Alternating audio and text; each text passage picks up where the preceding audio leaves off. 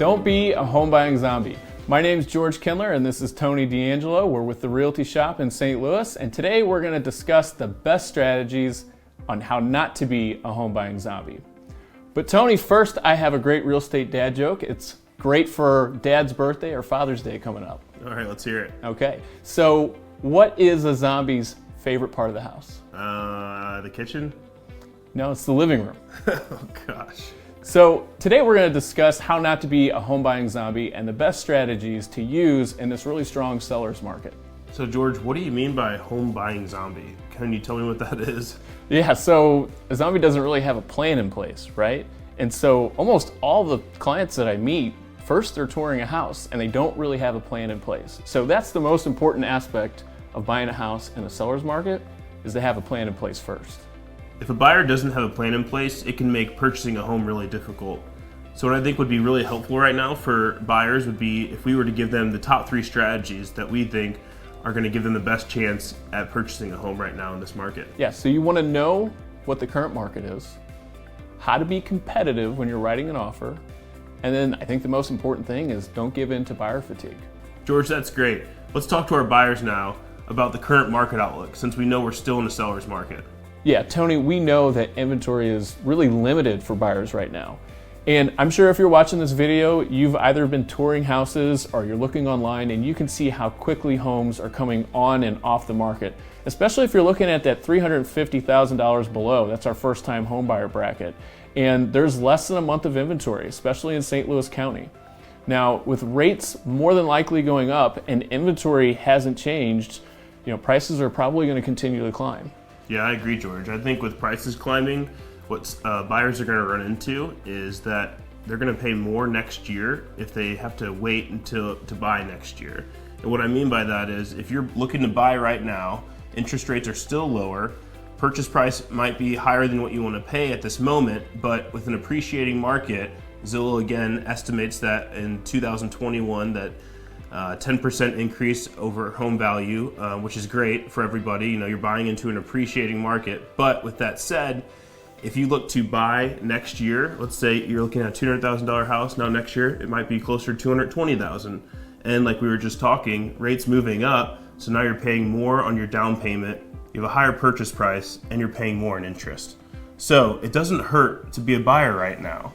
No, not at all. It doesn't hurt at all because you're buying into an appreciating market. And if your goal is to buy another house, because first-time home buyers, usually they're buying their first house and they're going to move up in their next house. That's usually a 7 to 8 year plan. And if you wait a year, you're going to have less money in that 7 to 8 year plan because your interest rate is going to be higher. Okay, so we just talked about the market. Tough for buyers. How are they competitive in this market? That's the real question, right? Because the best offer, cash, no contingencies, quick close. Most people that are financing, they're not going to be able to do that. So they need to work with an experienced agent and lender to come up with a strategic plan to make their offer the most competitive so they can win that house that they fell in love with.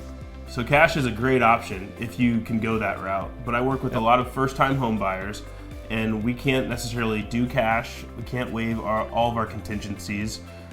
We can get fully underwritten, which makes them more competitive, but we're still losing out to cash and people waiving appraisal riders and inspections. So how can we still be competitive, George?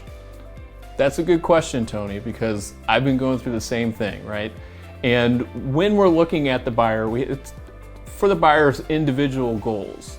Some people are willing to waive inspections, some aren't. I don't recommend first-time home buyers waiving inspections, but there's things that we can do to that specific contingency.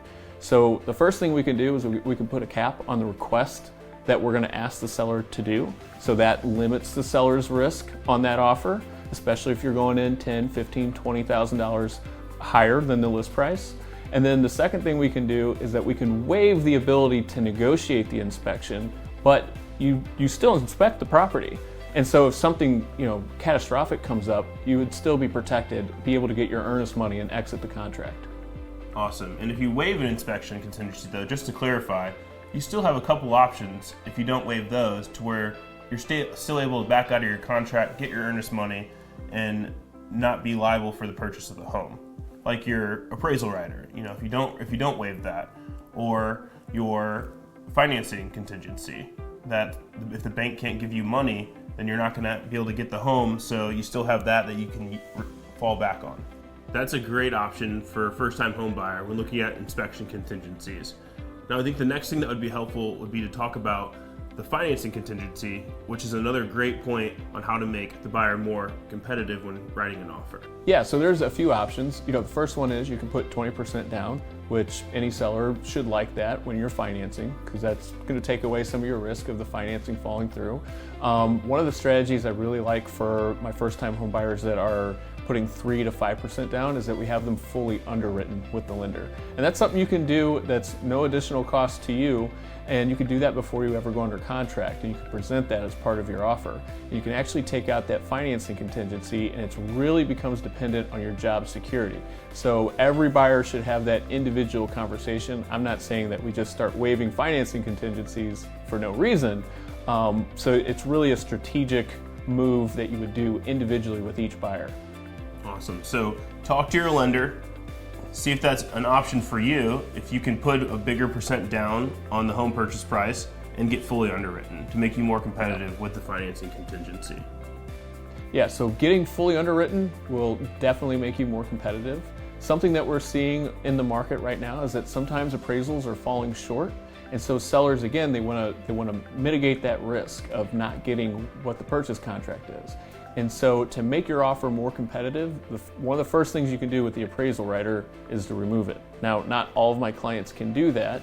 So we can also add a contingency saying if there's an appraisal gap, we can come up a certain amount of money, depending on the buyer. Maybe it's $5,000, maybe it's $10,000.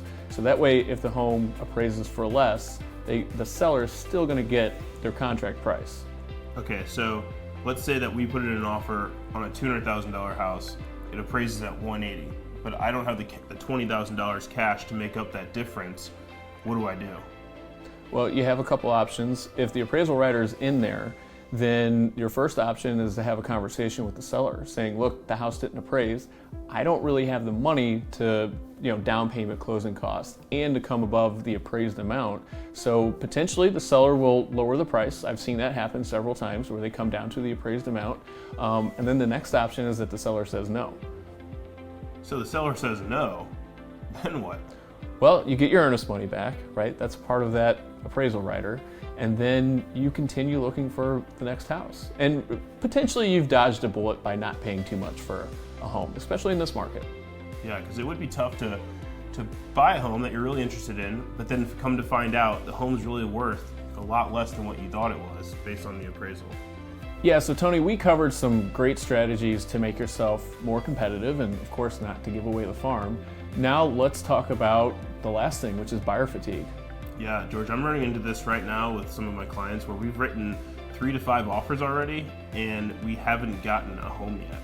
And so you can imagine how that feels if you've been writing, for yourself, if you're a home buyer right now, it could be exhausting. You keep going into homes, you fall in love with the home, you put your best foot forward and you try your best and you write the best offer you think you can and you still lose. So I think not giving into buyer fatigue is huge, and there's a few things that we talked through already that we could advise people how to avoid that. Tony, buyer fatigue is a real thing. I'm going through that as well with my clients. On average over the last year, almost all of my clients have written 3 to 5 offers. One of the things that I've noticed with this really strong seller's market is that buyers are actually overlooking some houses that could be a really good fit for them, because maybe the listing agent didn't take great photos, or maybe the seller didn't do a few updates that would get them through. Because I think buyer fatigue is a real thing that's going across the market. And what I mean by that is these buyers are skipping over homes that might actually be a good fit if you were to tour it. If the pictures aren't driving you in, I just had some clients just over the weekend that said, hey, look, we don't really want to look at this house because the pictures aren't great. And I told them, no, I know the floor plan. I bet this is a better house than you think it is. And we got in there and we toured it and they really liked it. Yeah, no, that's a great point. And that actually happened when we bought our home. The pictures were iPhone pictures, but they were really dim. We weren't in love with the colors of the walls. We the kitchen, the cabinet colors on those even, we weren't thrilled with. So After touring it though, and we saw the layout, and you end up seeing a lot of potential that you can't see in the pictures. And so we were like, I think this is the one. And we wrote an offer, and thankfully it went through. But if it was just based on pictures and the aesthetics of the house that we saw online, we would not have stepped foot in here. But because we were starting to experience that, we've looked at 15 houses now, and they're all turnkey, and they're going for over asking, and we're losing out. We start really widening our horizons and not settling though. Still looking at, we want it to be this much square footage. We want this many beds and baths. We want this kind of layout.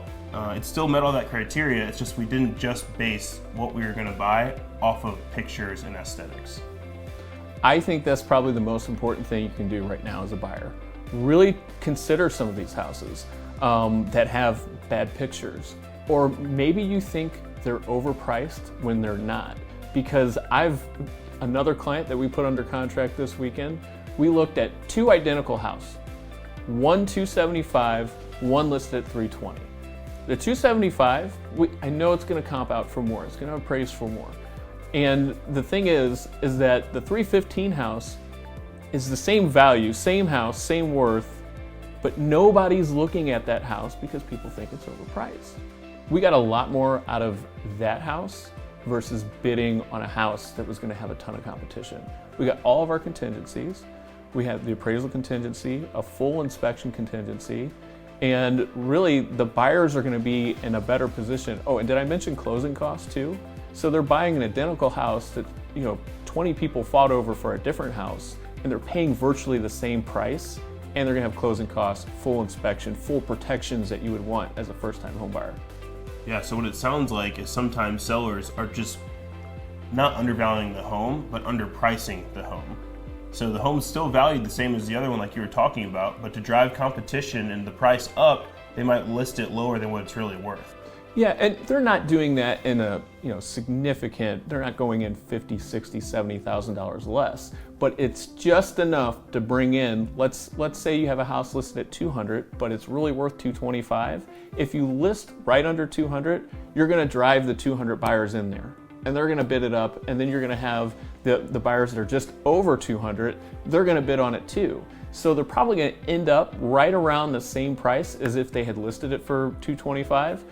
But now they're going to get to remove terms and closing costs, so the seller's going to net more in the long run. That's a lot of great content, and I hope that this video has been informative to people watching. If you're a first-time home buyer, or if you're just looking to buy a home now or in the future, I hope that you're able to take away 3 main things from this: that you're able to be educated on the market, that you're able to write a competitive offer, and not only that, that you're not going to give in to buyer's fatigue. Because I think those 3 things are going to really help you not become a zombie home buyer. Is that right, George? Yeah, that sounds good to me. Now, if you like this video and you're thinking about buying a house, or you're actively looking at buying a house here in St. Louis, feel free to reach out to us. We would love to help you. All of our information will be in the description of this video. Thanks for watching.